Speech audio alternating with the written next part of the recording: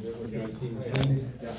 He's our local expert in electrical, if I'm not. So, Yeah, you guys get thrown in front of you some pretty complex theory without the right explanation in this book. I've looked at this lots before and I'm like, yeah, it's lacking a whole lot of lead-in to understand what they're talking about. That's the biggest problem. Yeah, I've worked with Will a few times on this, just so that people can actually get sort of the base principles, and then the rest of it starts to make sense. And so that's kind of what we're gonna do today, is just do base principles, and then work from there, specifically talk about these two machines. So this is a squirrel cage induction motor, this is a synchronous motor. Once we get into this, you'll see that there are some commonalities between all motors that are really cool. Once you know how this thing works, it's the same every time. And so it's like, aha, once we got that, the rest falls into place quite easily. so let me ask, Andy, like, why do they call it an induction motor? That's actually the first thing we have to talk about. So it goes right down to this, magnetism principles. And we have a bunch of magnetism principles already. We know them from grade school even. What happens when you bring two north poles close together? They repel. The north and the south, they attract.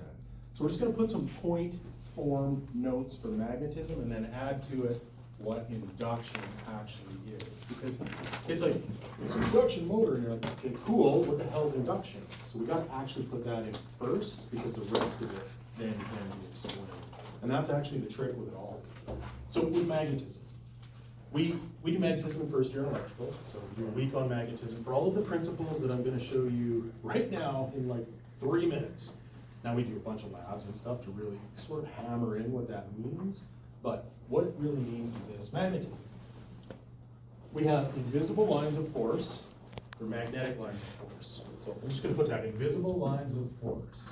Invisible lines of force. And one of the properties those invisible lines of force have that kind of gets overlooked is they have a certain direction of travel. Does anybody know which direction lines of force travel when you talk about a magnet? North to south. From north to south, external of the magnet. So it has a direction, north to south. Oops, there's a T on that. North to south. Sweet. Some other really cool principles about magnetic lines of force: they do not like to cross. You put two different lines of force in the same space, they don't cross. They cancel out, they combine, they repel. They don't like to cross.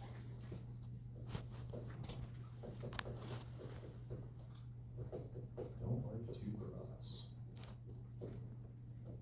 Okay, and that's even the ones from the same magnet. You take a north and a south and you look at the flux that comes out of that magnet, it's like, yeah, they don't cross each other.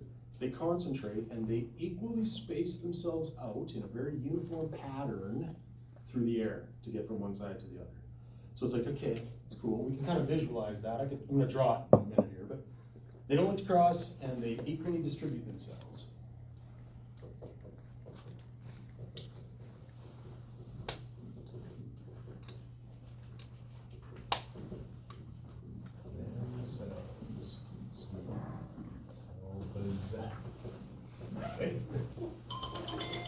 Now, the really cool part of magnetic lines of force is they're naturally occurring.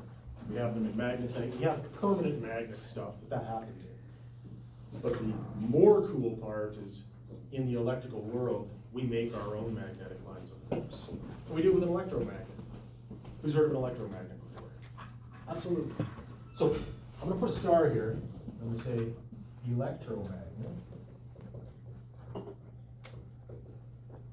And the reason that I'm putting a star there is because that's going to explain all of this, how this machine works.